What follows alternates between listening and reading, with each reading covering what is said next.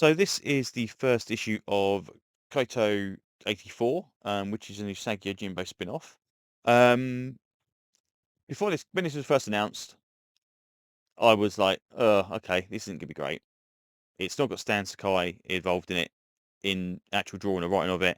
Someone else is there. Okay. And then it came through the post, and I started flicking through it, and I saw that the artwork is kind of this kind of watercolory kind of style, and it's like, oh, okay, no, is it gonna get too muddy? We're not going to see stuff. I do prefer like Usagi is kind of proper hard line black and white kind of style drawings rather than this. Um, but reading it, it's actually pretty damn good. So basically, they transferred all the characters effectively from Usagi into 1984 Tokyo, um, which is a good thing and a bad thing, because this would have worked with anybody. The idea that Usagi is like the main character doesn't really affect it at all. These could be two other anthropomorphic rabbit characters, and it wouldn't make any difference to the storyline whatsoever at this current point in time.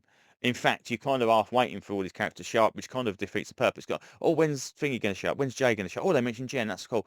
But it's like, well, it's not important to the storyline. But it is pretty decent as it is. So basically, it seems to be some kind of like thief, con man, trickster kind of thing going on. Kind of like reminds me of City Hunter, like the old anime and Jackie Chan movie. He's kind of like this troubleshooter, as it were. And there's a little opening bit where they're doing some odds and sods as well.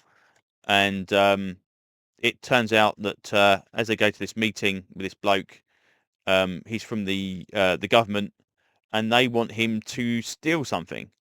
In the idea of getting rid of all his criminal record, and it seems to be this Black Blade kind of thing. Which again, that's got to be Jay. Surely it's got to be Jay's blade. So he kind of like, okay, fine, we'll go through with it, whatever. Um, and yeah, it's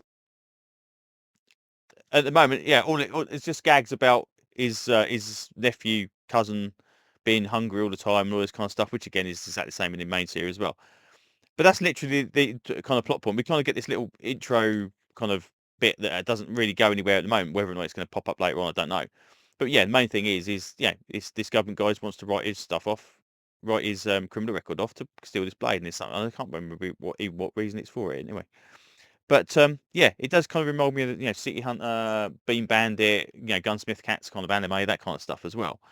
Um, and the artwork is nowhere near as difficult to read as I thought it would be. Probably helps that Usagi is just a plain white character, which means against any background that's got any colour in it, he stands out really, really easily. If he would have been like these dudes, like the foxy kind of orangey stuff, maybe he might blend in a little bit more. But the idea is he stands out against pretty much any character, so that's how it helps a lot as well. But yeah, it's pretty decent. So 5 issues. Looking forward to see where this goes. We've got some sketches of the character as well, which again, this is kind of what I was expecting it to look like, more sketchy, kind of like proper pen and ink kind of style. But yeah, why he's called Kaito, I'm not sure, but there's got to be a reason for that. I'm not even quite sure what Kaito translates to. Obviously, Sagi is rabbit in Japanese, so yeah. But yeah, all in all, decent.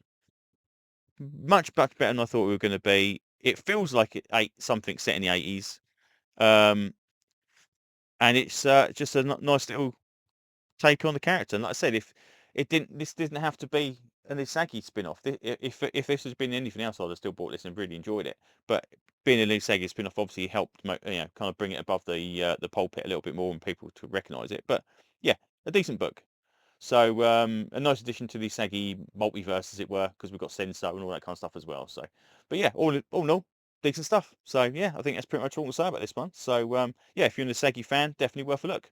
So thanks for listening, and hopefully I will see you on another video very, very soon. Bye bye.